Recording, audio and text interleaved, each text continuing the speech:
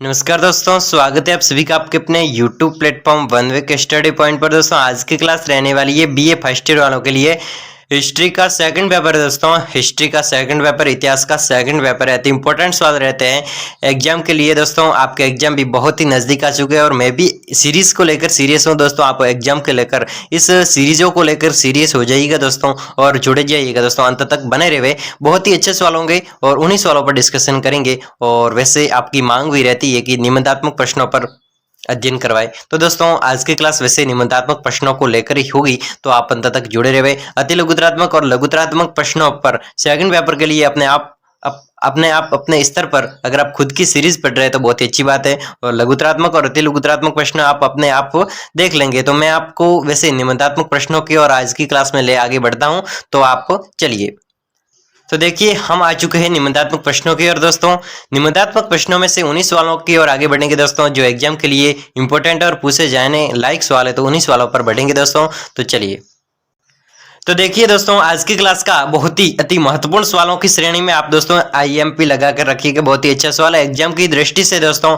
अपने नजरों में रखिएगा दोस्तों। तो आज इस सवाल को बहुत ही अच्छे तरीके से मैं आप सभी के सामने इसको समझाने की कोशिश में रहूंगा। तो दोस्तों आप अंत तक जुड़े रहे और पूरा ध्यान लगाकर, अपना मन लगाकर, अपने ध्यान पूरी नजरों को अपने टकटकी लगाए हुए इस सवाल को देखिएगा दोस्तों। तो दोस्तों आपको जरूर मेरी पूरी कोशिश करूंगा आपको समझाने के लिए दोस्तों। तो आप अपना ध्यान भी लगाए समझने के लिए दोस्तों। तो ठीक है, सवाल क्या है कि सैंधव धर्म की प्रमुख विशेषताओं को बताइए। सैंधव धर्म की जो प्रमुख विशेषता है तो उसको बताना है कि उसको समझाना है कि वास्तव में सैंधव धर्म की कौन कौन सी विशेषता थी। तो दोस्तों सवाल इसी प्रकार है कि भारतीय धर्म पर सैंधव धर्म का प्रभाव, भारतीय धर्म पर सैंधव धर्म का प्रभाव क्या था, तो इसकी विवेचना कीजिए। यानी कि अगर हम सैंधव धर्म की विशेषता लिखेंगे और बाद में सैंधव धर्म की विशेषता लिखेंगे और बाद में भारतीय धर्म के बारे में, इसके बारे में दो तुलना करेंगे, तब जाके उसका विवेचन होगा। यानी कि भारतीय धर्म और सैंधव धर्म का भारतीय धर्म पर सैंधव धर्म का प्रभाव लिखिए। यानी कि सैंधव धर्म के बारे में विशेषता लिखनी है। तो ये सवाल दोनों सेम है लेकिन पूछने का तरीका अलग है दोस्तों। तो सैंधव धर्म की विशेषताओं का निरूपण कीजिए। दोस्तों सवाल सेम है, पूछने का तरीका अलग है। सवाल कैसे भी पूछा जा सकता है दोस्तों। तो आप समझ लीजिएगा कि वास्तव में सैंधव धर्म के बारे में पूछा गया है तो कौन कौन सी विशेषताओं के बारे में लिखना है। तो दोस्तों सवाल कैसे भी पूछा जा सकता है, जरूरी नहीं कि यही पूछने का कंटेंट हो, लेकिन कुछ शब्दों में फेरफार कर सकते हैं। तो दोस्तों आप समझ सकते हैं। तो चलिए इसके आंसर की ओर आगे बढ़ते हैं।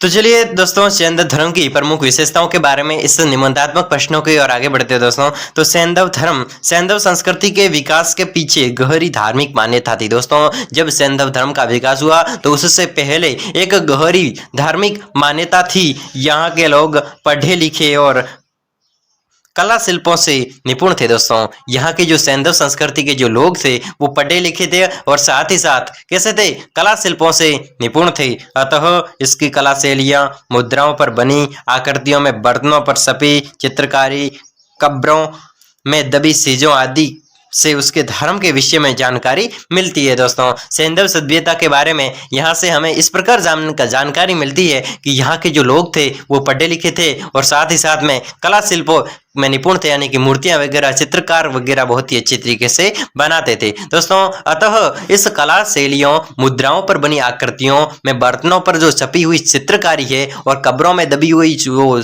कब्र के साथ में जो मनुष्य कब्र में डाला जाता था तो उसके साथ में जो चीजें डाली जाती थी उसके धर्म के विषय में जानकारी यहाँ से मिलती है। सिंधु सभ्यता की लिपि ठीक से नहीं पढ़ी जा सकी।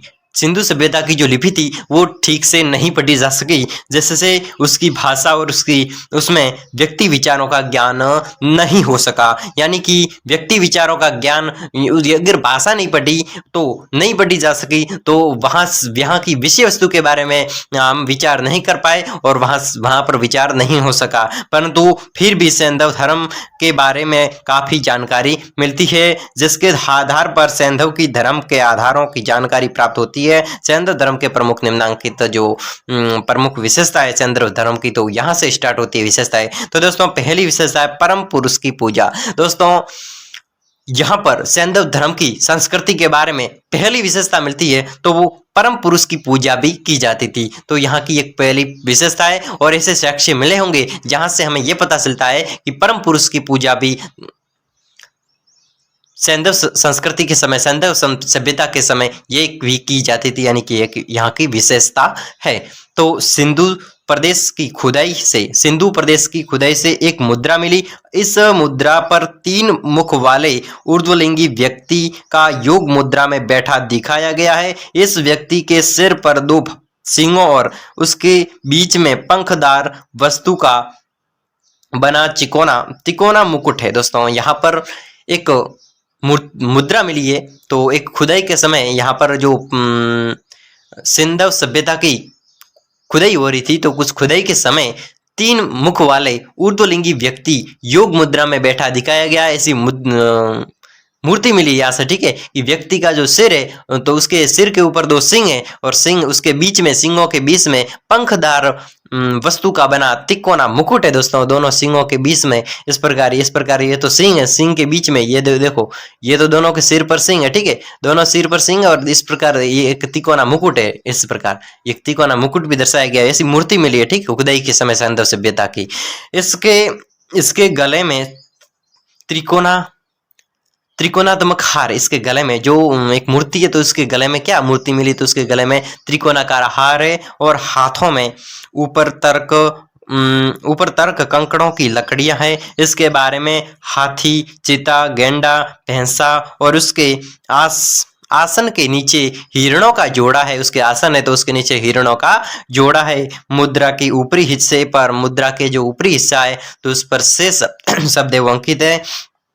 सिंधु लिपि को बढ़ा न जाने के कारण इन शब्दों के आधार पर बहुत विद्वानों का मत है कि मुद्रा पर अंकित चित्र भगवान शिव का है। जो मुद्रा पर एक चित्र बनाया हुआ है तो उस मुद्रा के ऊपर जो, जैसे कि मुद्रा पर सिंह है, सिर के ऊपर सिंह है और सिंह के ऊपर जो क्या है तिकोना मुकुट है और गले में तिकोना हार डाला हुआ है उस मुद्रा के, ठीक है, और मुद्रा में गले में हार है तो वहां पर लिखा गया है, कुछ अंकित किया गया है। तो उस भाषा को हम नहीं, सिंधु लिपि को हम नहीं पढ़ सके, इसलिए कुछ विद्वानों का ये मत है, किस खोजकर्ताओं का ये मत कहता है, ये उसने बताया कि अंकित जो चित्र है तो भगवान शिव का चित्र है। उसके अनुसार शिव को योगीश्वर, त्रिशूलधारी, पशुपति, त्र्यंबक, त्रिनेत्र आदि कहा जाता है। दोस्तों उस जो मुद्रा मिली है वो सैंधव सभ्यता से जो मुद्रा मिली है तो उसी आधार पर इस शिव जी को हम क्या कहते हैं, योगेश्वर कहते हैं, त्रिशूलधारी कहते हैं, पशुपति कहते हैं, त्र्यंबक कहते हैं, त्रिनेत्री कहते हैं। आप जानते भी होंगे इन नामों के बारे में। तो सिंधु घाटी सभ्यता की खुदाई के समय एक अन्य मुद्रा मिली। सिंधु घाटी सभ्यता की जब खुदाई हो रही थी तो एक और अन्य मुद्रा मिली जिस पर एक योगासीन व्यक्ति का चित्र मिला। जिस पर क्या मिला, एक योगासीन व्यक्ति का चित्र मिला। चित्र के दोनों ओर एक नाग चित्र है। चित्र के दोनों ओर तो यानी कि यहाँ पर जो चित्र है मैन आदमी का, तो एक और तो दोनों और इधर दोनों और बीच में आदमी खड़ा और दोनों और क्या नाग तथा सामने 2 नाग बैठे। दोनों ओर नाग है और सामने भी 2 नाग बैठे। कुछ विद्वानों का मानना है कि नागों से घिरा हुआ योगी का चित्र भी भगवान शिव का है। दोस्तों यहाँ पर यह बताया गया है कि जब ये कौन सी सभ्यता की बात हो रही है यहाँ पर, ये जो सिंधु घाटी सभ्यता है, तो इस सभ्यता की खोज के समय यहाँ से इस खुदाई में सिंधु सभ्यता की खुदाई हो रही थी तो उस खुदाई में से एक मुद्रा मिली और उस मुद्रा में एक ऐसा चित्र अंकित किया गया, ऐसा एक व्यक्ति दर्शाया गया है जिसके दोनों साइडों में तो क्या है नाग बैठे हुए हैं और उस व्यक्ति के सामने भी 2 नाग बैठे हुए हैं। और विद्वानों ने इसको भी क्या बताया कि भगवान शिव का यहाँ पर क्या है चित्र अंकित है। वो जो बीच में खड़े हैं तो वो कौन है, भगवान शिव है।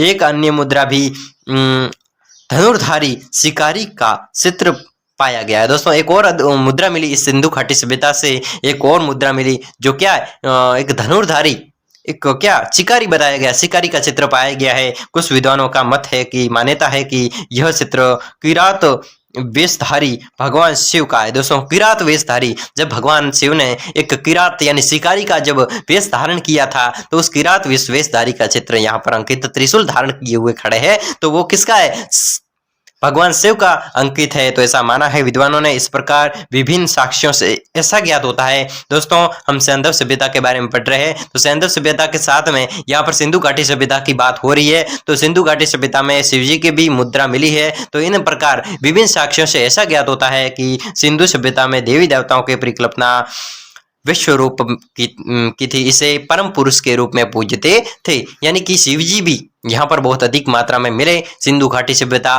और साथ ही साथ में सैंधव सभ्यता से शिवजी की मूर्तियां मिली, यानी कि हम कह सकते हैं कि परम पुरुष की पूजा है वो की जाती थी। ठीक है, तो दोस्तों दूसरा पॉइंट है यहाँ पर, दूसरी विशेषता है कि सैंधव सभ्यता की दूसरी विशेषता क्या है कि परम नारी की पूजा। दोस्तों यहाँ पर नारियों के भी चित्र मिले होंगे, तो उस आधार पर हम कह सकते हैं कि परम नारी की पूजा भी यहाँ पर होती थी। सिंधु वासियों में परम नारी की पूजा भी काफी लोकप्रिय रही होगी। उत्खनन में मंदिरों की पूजा उपासना करने का कोई साक्ष्य नहीं मिला, यानी कि जब उत्खनन हो रहा था उस सिंधु घाटी सभ्यता को या फिर ये सैंधव सभ्यता को या फिर सिंधु घाटी सभ्यता को, तो यहाँ से इसका उत्खनन जब हो रहा था तब उत्खनन मंदिरों में पूजा उपासना करने का कोई साक्ष्य नहीं मिला। उत्खनन हुआ तो और मंदिरों और पूजा उपासना का कोई भी साक्ष्य नहीं मिलता है, किंतु सिंधु नगरों की खुदाई में मिट्टी की बनी हुई कुछ नारियों की मूर्तियां मिली। दोस्तों जब सिंधु घाटी सभ्यता की खुदाई हो रही थी तो उस खुदाई के समय मिट्टी से बनी हुई नारियों की मूर्तियां मिली है, और विद्वानों का मत है कि ये मूर्तियां मातृ देवी प्राकृत देवी की मूर्तियां, किसकी, विद्वानों ने क्या कहा, उस खोजकर्ताओं ने क्या कहा कि ये प्राकृत देवी या फिर मातृ देवी की मूर्तियां हैं। ऐसा प्रतीत होता है कि वे पृथ्वी माता की प्रतीक किसी देवी को मानते थे, यानी पृथ्वी माता से संबंधित किसी देवी को वहां का प्रतीक मानते थे और वहां की मिट्टी की मूर्तियां बनाते थे। इस देवी की पूजा सभी कृषि प्रधान समाज में प्रचलित थी। इस देवी की जो पूजा है वो कृषि प्रधान समाजों में इस नारी पूजा प्रचलित थी। तो दोस्तों आगे बढ़ते हैं। प्रजनन शक्ति पूजा, यानी कि प्रजनन शक्ति पूजा भी यहाँ पर सिंधु घाटी सभ्यता के समय होती थी। तो ये भी एक इस विशेषता बन जाती है कि प्रजनन शक्ति पूजा भी यहाँ पर होती थी। किस प्रकार कि परम पुरुष और परम नारी की पूजा के साथ साथ सिंधुवासी प्रजनन शक्ति की लिंग व योनि के प्रतीकों के रूप में यहाँ पर पूजा करते थे। दोस्तों यहाँ पर प्रजनन शक्ति यानी कि परम पुरुष और परम नारी, परम पुरुष एक पुरुष और परम नारी एक स्त्री की पूजा के साथ साथ सिंधुवासी वो प्रजनन शक्ति यानी कि लिंग व योनि के प्रतीकों के रूप में पूजा करते थे। एक तो लिंग का प्रतीक होता था और एक योनि का प्रतीक होता था। तो इन दोनों के जो प्रतीक होते तो इसकी भी पूजा करते थे, लिंग और योनि की भी पूजा करते थे। यह भी क्या है, प्रजनन शक्ति का कार्य है। तो ये भी क्या है, एक पूजने लायक है। ठीक है, यहाँ पर यानी सिंधु घाटी सभ्यता के बारे में बात हो रही है कि लिंग प्रजनन के बारे में पूजा होती थी। और हड़प्पा व मोहनजोदड़ो में बहुत से लिंग आकार के पत्थर मिलते हैं। लिंग के आकार के जो लिंग बने हुए उस पर पत्थर है, उस पर लिंग के आकार बना हुआ है और इस आकार का 4 फुट तक इसका आकार है वो 4 फुट लंबा है दोस्तों। और विद्वानों का मत है कि लोग अपने अपने घरों में छोटे छोटे लिंगों की स्थापना करके पूजा करते थे और बड़े आकार के जो लिंगों की पूजा विशेष स्थानों पर प्रतिष्ठानों कर की जाती। दोस्तों उस लिंग की प्रतिष्ठा होती थी और उस प्रतिष्ठा के साथ में बड़े लिंग की पूजा होती थी। लेकिन हर घर में छोटे छोटे लिंग की जो पत्थर की लिंग के होते थे, लिंग ठीक है, पत्थर के लिंग होते थे, उसकी पूजा होती थी। आधुनिक हिंदू धर्म में लिंग पूजा शायद सिंधु वासियों की देन पड़ती। तो आधुनिक आज के जमाने में जो अगर योनि की पूजा होती है या फिर लिंग की पूजा होती है तो ये पूजा है तो ये सिंधु वासियों की देन होगी, तभी हो रही है। ठीक है, मैंक महोदय की सिंधुवासी प्रजनन शक्ति को उपासना नहीं करते थे। यहाँ पर मैंक महोदय ने बताया कि सिंधुवासी प्रजनन शक्ति का जो उपासना नहीं करते थे। उन्होंने बताया कि लिंग आकार के ऊपर पत्थर चीनी मिट्टी चीप के बने चिल्लों का इतिहासकारों योनि का प्रतीक माना है। मैंक महोदय ने छल्लों को स्तंभों के आकार बताया। ठीक है, तो दोस्तों चलिए आगे बढ़ते हैं चौथे पॉइंट की ओर। तो सिंधु घाटी सभ्यता की अगली विशेषता है वृक्ष पूजा। दोस्तों एक बार इनको पुनः देखेंगे वास्तव में किस प्रकार। दोस्तों इसको मैं इस प्रकार आपको समझाऊंगी, वास्तव में आपको दोबारा पढ़ने की भी जरूरत नहीं पड़ेगी आपको। वैसे आप ये मान के चलिएगा कि दोस्तों आपके दिमाग में सफर अपने नजरों को एक अंत तक जुड़े रहे और इस प्रकार देखे कि वास्तव में आप इस प्रकार क्लास में पढ़ रहे हो कि ताकि आप एग्जाम में क्या बिल्कुल इस सवाल को गलत ना करके आओ दोस्तों, कोई कोई तो छोड़ के आ जाए क्योंकि पता ही नहीं होता कि पॉइंट क्या है। दोस्तों पॉइंट लिख ले बहुत ही अच्छे। अगर आपने पॉइंट नहीं लिखे कि जैसे कि वृक्ष पूजा है, योनि पूजा है, लिंग पूजा है, ठीक है, इस प्रकार के अगर आपने पॉइंट नहीं लिखे, एग्जाम में सवाल पूछ लिया गया कि सिंधु घाटी सभ्यता या फिर सिंधु घाटी सभ्यता की विशेषता बताइए, तो पहली विशेषता का पहला पॉइंट लिखना पड़ेगा और उसके बाद में उसकी व्याख्या करनी पड़ेगी, फिर दूसरा पॉइंट लिखना पड़ेगा, उसकी व्याख्या करनी, इस प्रकार लिखोगे तब जाकर नंबर आएंगे दोस्तों। तो ऐसे जैसे जैसे नंबर लाना है बहुत ही मुश्किल काम हो जाता है दोस्तों। तो वृक्ष पूजा भी यहाँ पर सिंधु घाटी सभ्यता की खुदाई के समय ये साक्ष्य मिलते हैं, तो ये भी इसकी सिंधु घाटी सभ्यता की विशेषता है। खुदाई में प्राप्त अनेक मुद्राओं पर वृक्षों के अनेक चित्र मिले। खुदाई में प्राप्त वृक्षों पर खुदाई से प्राप्त जो मुद्रा है, तो उस मुद्रा मिली है, तो उस मूर्तियां मिली, तो उस मूर्तियों पर वृक्षों के अनेक चित्र मिले हैं। उसके आधार पर विद्वानों का मत है कि सिंधुवासी वृक्ष पूजा करते थे। एक मुद्रा पर दो पशुओं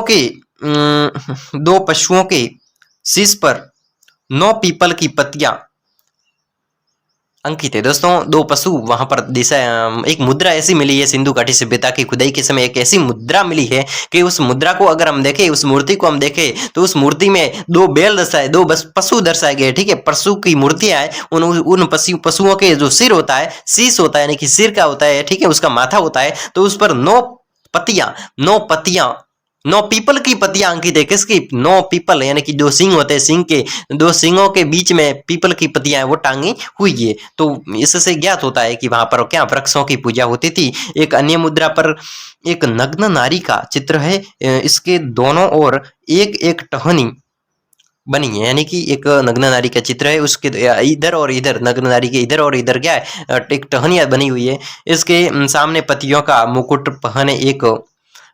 मुकुट पहने हुए एक अन्य आकृति का चित्र है। इतिहासकारों का मानना है कि सिंधु घाटी सभ्यता में वृक्ष पूजा 2 रूप में प्रचलित थे।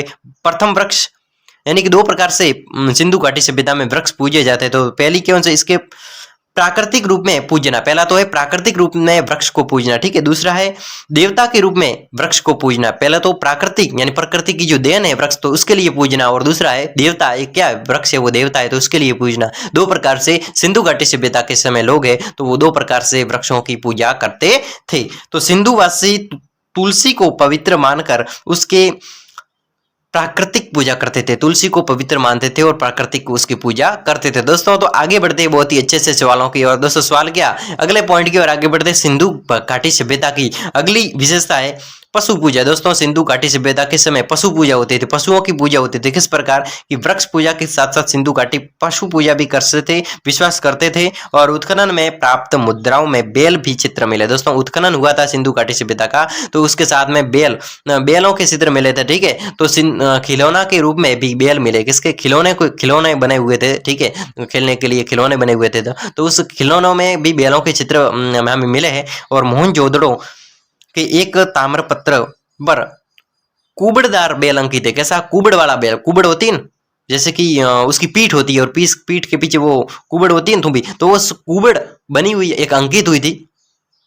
मोहनजोदड़ो के ताम्रपत्र पर कुबड़दार बेल, एक कुबड़ वाला, बहुत बड़ी कुबड़ वाला बेल अंकित किया गया है। इसलिए विद्वानों का मानना है कि शक्ति के रूप में बेल की पूजा की जाती थी। दोस्तों क्योंकि सिंधु घाटी सभ्यता से अगर हम देखें तो वहां पर कुछ कृषि कार्य वगैरह होते थे थोड़े बहुत, तो उस कृषि कार्यों के लिए बेल का उपयोग किया जाता था, ठीक है। उस बेलों को एक विद्वानों ने शक्ति के रूप में बताया कि शक्ति के रूप में पूजते थे, क्योंकि यहाँ पर कृषि वगैरह का कार्य करते थे। तो मोहनजोदड़ो से बेल प्राप्त हुए, बेलों के खिलौने प्राप्त हुए, बेलों की मुद्रा प्राप्ति हुई है। तो उत्खनन की बात हो रही थी उसके समय।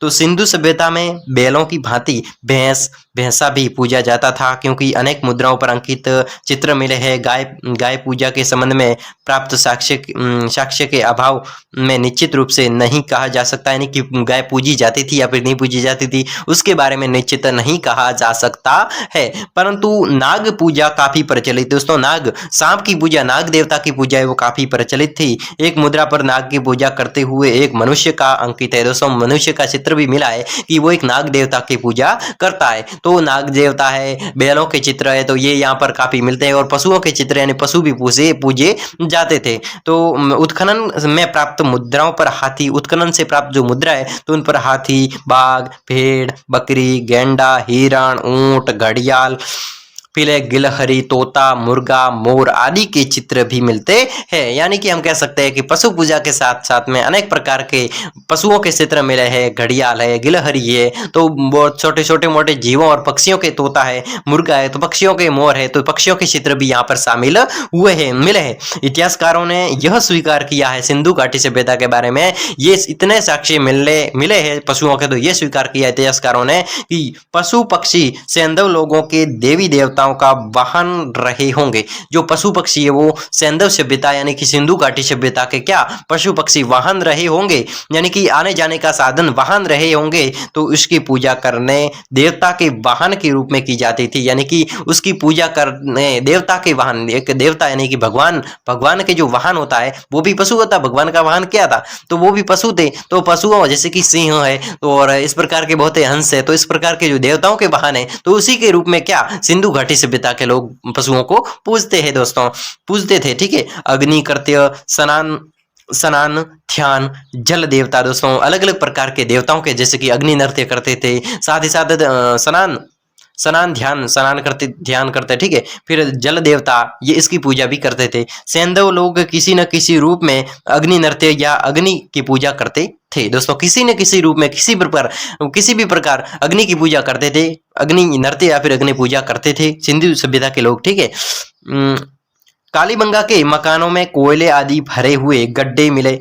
कालीबंगा के मकान है, वहां से कोयले के भरे हुए क्या मिले, गड्ढे मिले। और गड्ढे पर चबूतरे के ऊपर कुएं, गुसल खाने के पास में वेदियों की पंक्तियां पाई गई। यहाँ से यज्ञ भूमि प्राप्त हुई है, यहाँ से क्या यज्ञ भूमि भी प्राप्त हुई है। यहाँ पर यज्ञ किया जाता था, यज्ञ के बाद में स्नान करते थे, यज्ञ के बाद में क्या करते थे, यज्ञ करने के बाद में स्नान करते थे। और इसके लिए अग्निकुंड और तालाब बने होते थे। अग्नि और यानी कि वहां पर जो अग्निकुंड यानी अग्नि हवन करने के बाद में, यज्ञ करने के बाद में वहां पर अग्निकुंड में यानी कि तालाब बने हुए थे, वहां पर तालाब में स्नान करते थे लोग। सैंधव लोग जल देवता की पूजा करते थे दोस्तों, और समुद्र, नदी, तालाब, कुंड को वे लोक देवता का निवास मानते थे। समुद्र, कुंड, तालाब को क्या मानते थे, लोक देवता, सॉरी हाँ, लोगों के देवता, लोक देवता का स्थान है वो मानते थे। तो दोस्तों अगला है प्रतीक मुद्रा। दोस्तों मुद्रा भी वहां से मिले हैं, तो प्रतीक मुद्रा के रूप में सिंधु घाटी सभ्यता या फिर सैंधव सभ्यता से अगली विशेषता है, यानी अगला जो वहां से क्या मिला है, तो प्रतीक मुद्रा मिली। यानी कि मुद्राओं पर अंकित देवी देवताओं के चित्र प्रतीकों के अंकन से इतना तो निश्चित हो जाता है कि सैंधव लोग साकार उपासना करते थे। दोस्तों यहाँ से मुद्राओं पर अंकित देवी देवताओं के चित्र मिलते हैं, और वहां से अंकित हुए इतना तो निश्चित हो ही जाता है कि सैंधव सभ्यता के जो लोग हैं वो साकार उपासना करते थे, और उसकी पूजा अर्चना भी प्रचलित हो रही होगी। परंतु वे लोग अपनी देवी प्रतिमाओं को कहाँ प्रतिष्ठापित करते थे, इसका उत्तर अत्यंत विषमतापत है। तो दोस्तों वहां की देवी प्रतिमाओं की जो मूर्तियां हैं तो वो कहाँ से प्रतिष्ठित करते थे, कहाँ से लाते थे और उसको स्थापित करते थे, उसका विवादास्पद है, यानी कि उसके बारे में हम बता नहीं सकते, अभी तक विवाद चल रहा है, क्योंकि खुदाई में अभी तक कोई ऐसा भवन नहीं मिला जिसमें हम उस मंदिर अथवा उपासना स्थल कह सकते हैं। दोस्तों मूर्तियां तो मिली है लेकिन मंदिर नहीं मिला है, तो इसलिए हम ये नहीं कह सकते कि वो मूर्तियां कहाँ पर रखी जाती थी, मंदिर होते थे या फिर नहीं होते थे, मकानों में मंदिर मूर्तियां लगी होती थी या फिर नहीं लगी होती, किस प्रकार के थे उसके बारे में हम विवादास्पद है, यानी कि अभी तक विवाद चल रहा है, उसके बारे में अभी तक कुछ पता नहीं चला, यानी कि उसके बारे में हम कुछ भी कह नहीं सकते। कुछ विद्वानों का मानना है कि मोहनजोदड़ो जिस स्थान पर कुषाण कालीन बौद्ध स्तूप खड़ा है उसके नीचे सैंधववासी का मंदिर है वो दबा हुआ है। तो दोस्तों आगे बढ़ते हैं, परलोक में विश्वास। दोस्तों सिंधु घाटी सभ्यता के लोग हैं तो वो परलोक में विश्वास करते थे, तो ये भी सिंधु घाटी सभ्यता की विशेषता में आता है, क्योंकि यहाँ से ये पहलू मिला, यानी कि परलोक में विश्वास करते थे। किस प्रकार, किस साक्ष्य के आधार पर हम कह सकते हैं, विद्वान कह सकते हैं कि परलोक में विश्वास सिंधु घाटी सभ्यता के लोग कर सकते थे। तो चलिए, सैंधव लोग परलोक में विश्वास करते थे, सैंधव लोग है वो परलोक में विश्वास करते थे। सैंधव लोग यह समझते थे कि मृत्यु के बाद में मनुष्य आत्मा दूसरे लोक में जाती है, अतः मुर्दे को या तो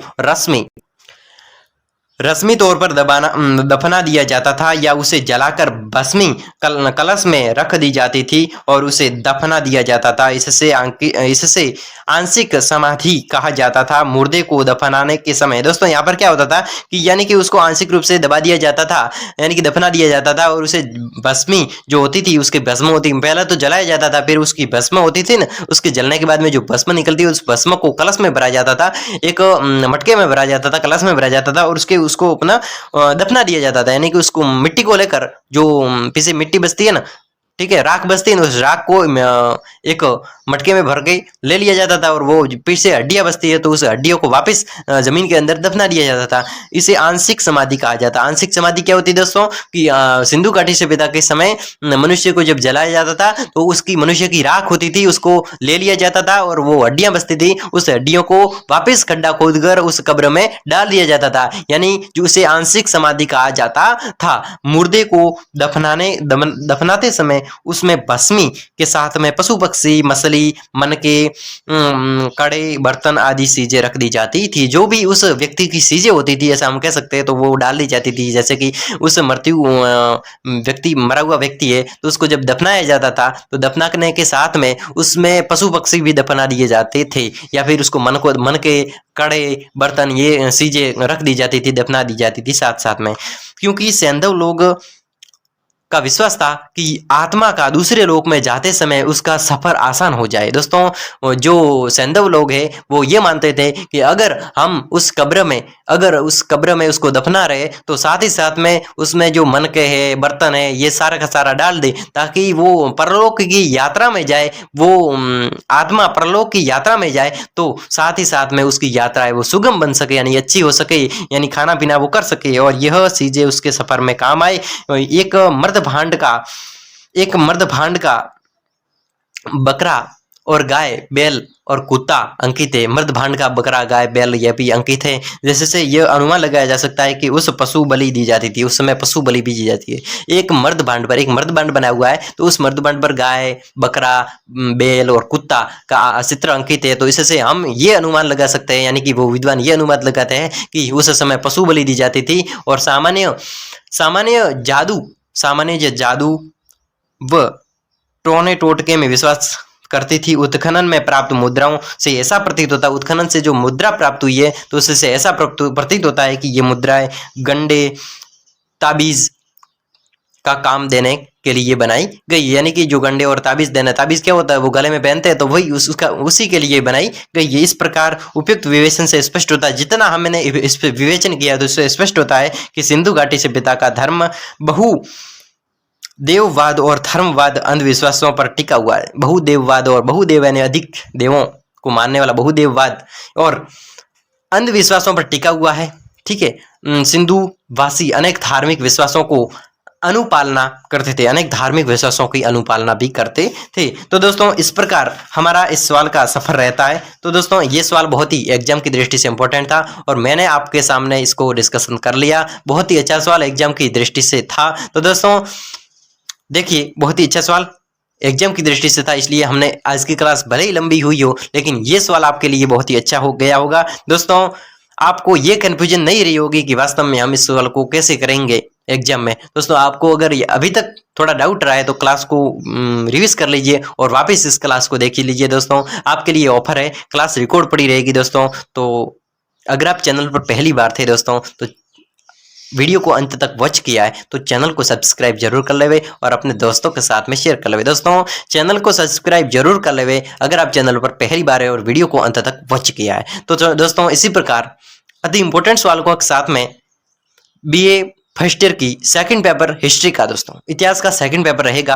अगली क्लास में भी एक इंपॉर्टेंट सवाल के साथ में अगली क्लास रहेगी। इसी प्रकार विस्तृत डिस्कशन के साथ में आपको समझा कर आगे बढ़ेंगे। दोस्तों किस प्रकार आपको इस क्लास के अंत तक लगा तो उसको कमेंट में भी लिखते रहिएगा। तो दोस्तों अब मिलते हैं अगली क्लास में, तब तक के लिए मुझे आपके अपने दोस्त को अनुमति दीजिए। तब तक के लिए धन्यवाद, बाय बाय।